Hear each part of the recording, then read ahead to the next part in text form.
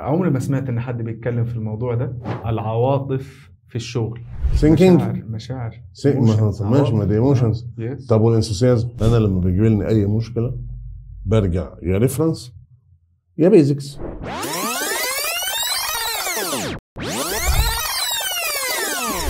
اهلا بيكم في حلقة جديدة من وماله.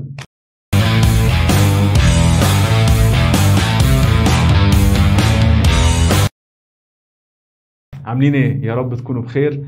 النهاردة معادنا مع موضوع لذيذ قوي، وعمري ما سمعت ان حد بيتكلم في الموضوع ده، وهو العواطف في الشغل، او بمعنى اصح اللايك وديسلايك. اولا، في عواطف في الشغل يا دكتور ايهاب؟ مين عواطف دي؟ عواطف اخت احلام. ما هو على حسب انت تقصد ايه بكلمه عاطف. هو طبعا في عاطف شو. طبعا يعني انا واحد من الناس ومش لوحدي، يعني سمعت الكلام ده من اراء اساتذه كبار يعني في الماركت، انه طبعا في عواطف في الشغل. هو اصله انت هتسمي التيم سبيريت ايه؟ ثينكينج مشاعر ماشي، ما دي ايموشنز. يس. طب والانثوسيازم، طب والليالتي مشاعر. واصله. اصل في نقطة كده، ناس كتيرة تقول لك الشغل شغل، الشغل ما فيهوش عواطف. فهل اصلا الفكرة دي صح ولا غلط؟ الفكره دي مش مظبوطه طبعا. مم. طبعا ما انا يعني كنت بكلمك، قلت لك 3 حاجات هم فيري بيج ديل في البيزنس. هم دول مش ايموشنز. امال تصنيفهم ايه؟ هدول ايموشنز. لكن هو بيقول لك نو ايموشنز ان بيزنس، يعني ما فيش انك انت ايه تغلب الايموشنز على الفكر. يعني الانثوسيازم بتاعك لو سبته لوحده من غير بلاننج هيخليك ترتكب اخطاء. زي ايه مثلا؟ ايه الاخطاء الاكثر شهرة في مجال العمل اللي ليها علاقة بالعواطف؟ هقول لسعادتك الانثوسيازم مثلا كمثال. لما بيبقى حد داخل شغلانه جديد والحماسه واخداه، ما هو ده انثوسيازم، ده ايموشنز. لسه ما فيش بلانز، لسه ما فيش اكسبيرينس، ما فيش منتاليتي، ماتيور منتاليتي عشان يشتغل بشكل مظبوط. فتبص تلاقي مثلا الدكتور ده مهم في شغلتنا في الزيارات، يروح زي الدكتور ده مرتين في الاسبوع. هو كده بيعمل ايفورت زياده وبيعمل كفرج زياده، بس ده مش كويس، ده مستيك. مرتين في الاسبوع ده كتير جدا، ده هيخلي الكاستمر مش مستحمل، صح كده، وممكن ياخد منها نيجاتيف دروباكس. مظبوط. هو ايه اللي خليه يعمل كده؟ هو عمل كده، هو ما عندوش ضمير. هو عمل كده، احنا بنعاني من مندوبين بين قوسين بيقول انا زرت وهو ما زارش، او بيزور مره في الشهر، مره كل شهر ونص. دي معاناه بالنسبه لنا كمديرين. بس انت كمدير ايه رايك في واحد بيزور مرتين في الاسبوع؟ اتس الوت. تو ماتش. ليه؟ هو اللي خلاه يعمل كده ايه؟ حماسه. حاسس الدكتور مهم، ممكن يكون الدكتور جبله كويس وابتدى يكتب له، فهو حاسس بالحماس. فالايموشنز هنا لما تغلب المينتاليتي تظهر مشاكل الشغل.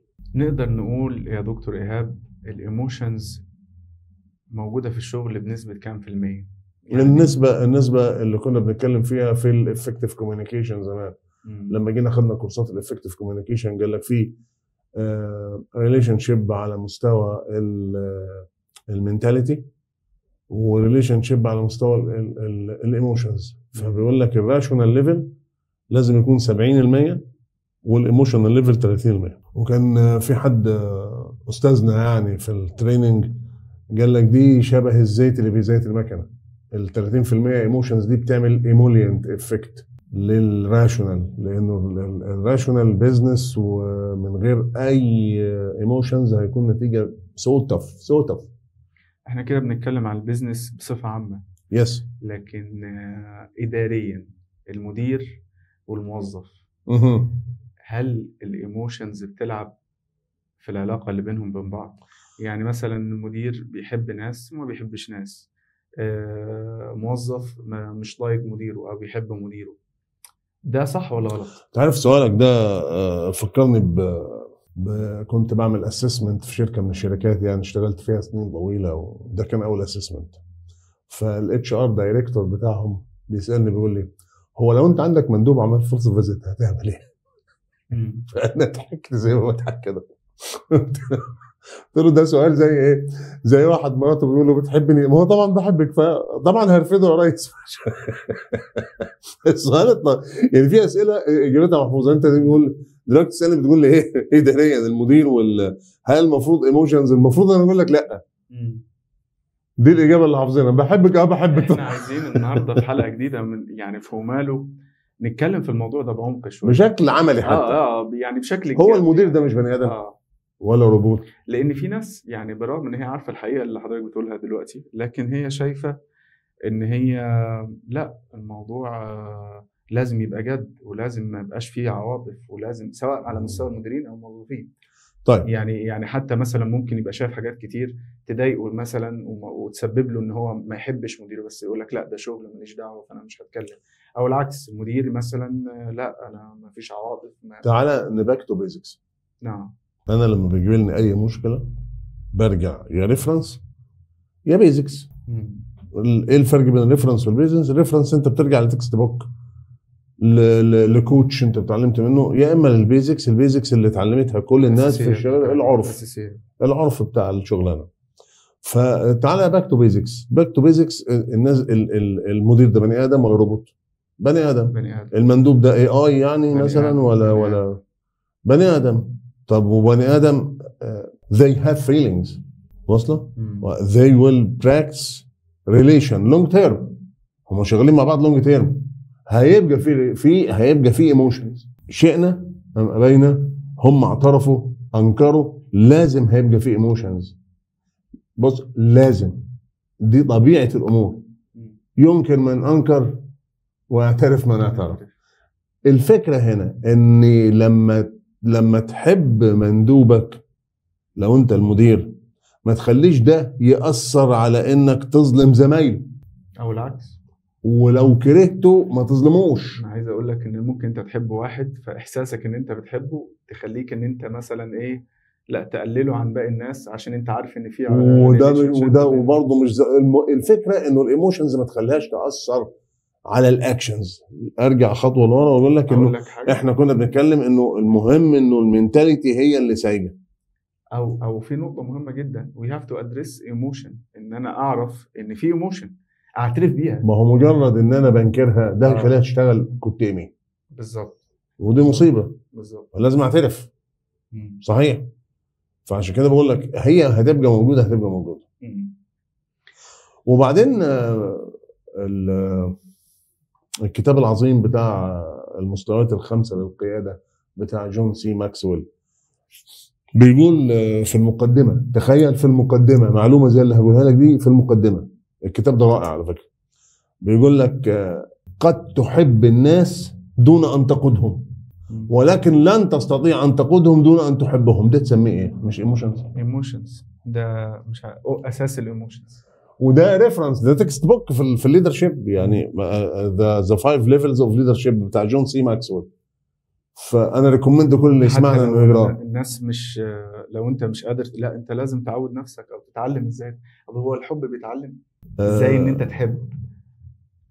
ده موضوع ممكن يبقى بعيد عن الاداره. لا هو القصه انه انت خلي بالك، انت قلت نقطه خطيره، قلت ان انت عشان تقود الناس لازم تحبهم، صح؟ ده كلمه، ده موضوع كبير جدا يعني. والله ما انا اللي قلت يا بيه. لا ده جون سي ماكسويل. يقول لك انت لازم افرض ده واحد مش طايق واحد هو شغال معاه، يحبه ازاي؟ ما ينفعش. ما انت موضوع ما ينفعش. هو لازم يتعلم. ما عشان كده برضه ارجع للقواعد الذهبيه بتاعت الكوميونيكيشن. قال له بيك اب اون بوزيتيف. لما تلتقط الايجابيه اللي في الشخص تعرف تتعامل معه، وتلتقط الايجابيه في الموقف تعرف تتعامل مع الموقف. الايجابيه في كيان اعتباري زي شركه تعرف تبقى لويال ليها. انت بتقول طريقه حلوه قوي، ان انت لو معاك حد شغال معاك شوف الحاجات الايجابيه عشان تقدر تحبه اصلا، صح؟ تقدر تتعامل معاه، ولما هتتعامل معاه هتبتدي ايجابياته تبان. واخد بالك؟ وفي شيء غريب في البشر بنسبه كبيره، انك لما بتعامله بشكل كويس هو بيحاول ما يخذلكش يبقى كويس، حتى لو هو وحش مع الناس. دي حقيقه فعلا. لان كلنا حتى اسوأ من فينا بيبقى عايز يتشاف كويس، بيبقى مبسوط لو حد شايفه كويس. افهم من كلامك ان المشاعر ممكن تبقى شيء ايجابي في الشغل؟ طبعا. بص، من غير المشاعر التيم مش هيوصل لاعلى من الاكسبكتيشنز، مش هيعمل الاكسترا مايل. دي بنشوفها بعينينا بصراحه. من غير المشاعر انا معادي اخر زياره واروح واقفل تليفوني ومش هبص على واتساب ولا ايميلات لغايه بكره الصبح الساعه 9 بالظبط، اروح ظابط نفسي فاتح ايميلاتي وفاتح، ولا حد يعرف يكلمني في حاجه. لكن لما يبقى في ايموشنز في اكسترا مايل، تبص تلاقي المندوب سهران مع مديره على القهوه للصبح عشان بيعملوا بلان اوف اكشن لفتره جايه عشان يظبطوها. هو حابب شغله وحابب مديره وحابب القعده على القهوه معاه. انا عايز اقول لك اضافه كمان للكلام اللي بتقوله، ان اكبر الانجازات العظيمه في اي مؤسسات في الدنيا هتلاقي ان وراها تيم متحمس عنده مشاعر كبيره عايز يوصل لحاجه معينه. صحيح. ده اللي احنا بنتكلم عليه في القياده وفي الاداره وفي الكلام ده كله ده من غير مشاعر.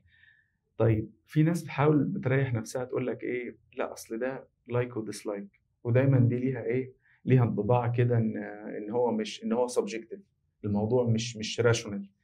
السبجكتيفيتي والايموشنز، تمام. هل ده حقيقي في علاقه بين السبجكت؟ اصل في نقطه تريكي هنتكلم فيها، بس قول لي اجابه بص يا السؤال. باشا، انا وجهه نظري، ودي وجهه نظر خاصه انا بنيتها من الاكسبيرينس. يعني لما يبقى في ريفرنس بقول لك على ريفرنس. في مبدا في السياسه اسمه perception is reality. البرسبشن، قول لنا الكلام بالعربي عشان perception is كل الناس reality تبقى يعني فاهمة. الانطباع اللي انا واخده حقيقي. هيبقى حقيقي، حتى لو هو في لحظه ما انا خدت الانطباع هو غير حقيقي. ردود فعلي انا واتيتيودي انا بالعكس على هذا الموقف هتخليه حقيقي. اديك مثال عشان الامور توضح. لو انا عفوا خدت انطباع انه اكرم مش بيحبني، الانطباع ده هنفترض انه حقيقي هنفترض انه غير وهنفترض انه غير حقيقي. لو افترضنا انه حقيقي خلاص اكرم مش بيحبني، فانا هاخد تصرفاته والتكالي على السين يا ابتسام وبتاع، وهبتدي ابعد واكش واخش في ديستانس زون بعيد عن اكرم وبالتالي انا مش، ما هو فلان مش بيحبني فانا بالتالي مش هفرض نفسي عليه. حلو كده؟ ده بفرض انه اكرم مش بيحبني. طب بفرض انه الانطباع خاطئ وانه اكرم بيحبني بس انا فهمت خطأ وخدت انطباع انه مش بيحبني، انا او لا بيحبك ولا ما بيحبكش، انا هتصرف ازاي؟ لا لدرجه ان الانطباع خاطئ تماما، يعني عكس الانطباع، تصرفات غير مقصوده وادت الى انه انا خدت انطباع انه اكرم مش بيحبني. حبيبك يبلع لك الزلط. فابتديت انا اعمل ايه؟ ابتديت اعمل ايه؟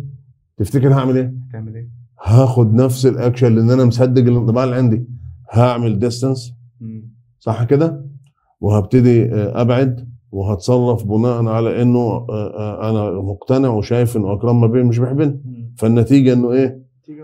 النتيجه على الارض ان انا مش بحب اكرم، مش بيحبني وبتعامل على كده.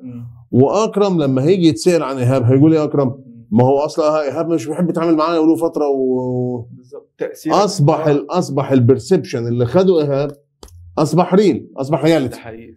فبرسبشن از رياليتي. فالفاكتور ده في منتهى الخطوره. يعني انا واحد من الناس بخش مؤسسه، وانت عارف ان انا بشتغل في موضوع البيزنس ديفلوبر، المصطلح الجديد ما كناش نعرفه من كام سنه، لكن اشتغل في القصه دي. فتبص تلاقي داخل على مؤسسه في مجموعه، تبص تلاقي خد انطباع بشكل معين عن مديرينه، والانطباع ده غير حقيقي. انا بشيك عليه عشان اظبط الاداء واظبط التيم سبيريت، تلاقي كلام غريب، الكلام غير حقيقي. حلو. فبعد ما احاول انا اغير الفكره دي، هو نفس الشخص ده بياخد انطباع معايا انا غير حقيقي بنفس المقياس ده. طب حلها فدي نقطه في منتهى الخطوره. دي اول واحده لازم اوضحها. النقطه الثانيه في اللايك والديسلايك، موجود موجود، ما تسيبنيش. حلها ايه؟ ما انا هرجع لك. ماشي. اللايك والديسلايك موجود موجود طبعا، موجود لنفس السبب. احنا ايه؟ هيومنز. وفي نقطه عايز اقول لك عليها، في ناس بتروح لموضوع اللايك والديسلايك والسبجكتيفيتي لاسباب اخرى. يعني الموضوع مثلا موظف مش بيعمل الشغل بتاعه بالشكل الامثل، فاكيد مديره مش هيبقى مبسوط. او هياخد بص يا actions. باشا، انا ممكن اكره مندوب لكن ما اكرهش مصلحتي. بالظبط. انت بتقول لي حلها ايه؟ عايز اقول لك نقطه تانية. انت دلوقتي لو عندك موظف، انت راجل مدير وعندك موظف، والموظف كل يوم يعمل لك الشغل اللي مطلوب منه وبيعمل لك انجازات وبيقدم لك منافع ليك انت في البيزنس وفي الشغل وفي وقتك، هل ممكن ان انت تكرهه؟ اقصد ان اللايك والديسلايك ممكن يبقى نتيجه افعال. طبعا. يعني مش الموضوع مش لا التركه اللي انا بتكلم فيها قلت لك عايزين نتكلم انه نتيجه افعاله هو. احنا بنفترض ان اللايك والديسلايك ده بينتج لوحده بدون لا طبعا افعال، لكن الحقيقه ايه؟ انا شايف ان اللايك والديسلايك هو حقيقي وموجود، ولكن بنسبه كبيره جدا، بنسبه كبيره مش يعني ما اقدرش احددها النسبه دي، نتيجه الافعال، نتيجه افعال ونتيجه حقائق. فانت لو اشتغلت على افعال كويس انت هتقدر تتعدى. زي ما بقول لك، هو بالزبط. ممكن يحب ويكره بني ادمين، لكن ما حدش يكره مصلحته. بالظبط. حلو قوي الكلمه. ما حدش يكره مصلحته. فانا لو مديري بعمل الصالح، هو مش هيبقى حابب يأذيني ولا حابب يضايقني، لان انا بعمل الصالح. مره كان في مدير كبير في شركه دواء، بنتكلم على انه في ديستريكت بيزنج على مندوب، فقال لك ايه ده الراجل بس اتشيفر، بيزنج عليه ازاي؟ لا هيكون على الكلام ده، مستحيل يكون بيزنج عليه بس اتشيفر. ليه؟ لانه ما حدش هيبقى ضد مصلحته. بالظبط. بس كده، فيري سيمبل. انت شايف انه انت في الاريا بتاعت الديسلايك بتاعت مديرك، اشتغل صح ووصل لاتشيفمنت، وصل اللي هو عايزه، النتيجه هتبقى في منتهى البساطه. السؤال الختامي، نفترض ان انت شغال في مكان ومديرك مش بيحبك، ديسلايك، هو ما بيحبنيش، تعمل ايه؟ ولا حاجه، اشتغل صح، او حيد الموضوع ده. اشتغل صح يا باشا، واخد بالك، وجدودنا علمونا امشي صح، يحتار عدوك فيك، ده في حين ان هو عدوك. لكن زي ما بقول لك، هو لو انت محقق نتائج هو مش هيكره مصلحته. معاك حق. في اخر الحلقه النهارده، اخر الحلقه، لو عايزين نقول كلمه كده مختصره عن موضوع العواطف في الشغل او اللايك والديسلايك، تحب تقول ايه؟ خلي فلتر على دماغك، اكسبت الايموشنز الايجابيه ونجلكت الايموشنز السلبيه. لو انا هحب فلان ده هيخليني انجح، انا هحب فلان حتى لو فلان ده مش بيحبني. بالاراده، بالاراده، بالقرار، عادي جدا. بالقرار نقدر نحبه، بالقرار نقدر ما نحبه. خلي فلتر على الايموشنز بتاعتك، واصله؟ بالقرار ايه الايموشن القوي اللي يخليك تنجح، وزي ما في افكار ايجابيه وفي افكار سلبيه. دايما اسال نفسك الايموشنز دي، احساسي ده هيوديني فين؟ لو هيوديك لقدام يلا بينا، لو مش هيوديك ابعد عنه. شكرا لك يا باشا، نورتنا. اشوفكم في حلقه جديده من وماله.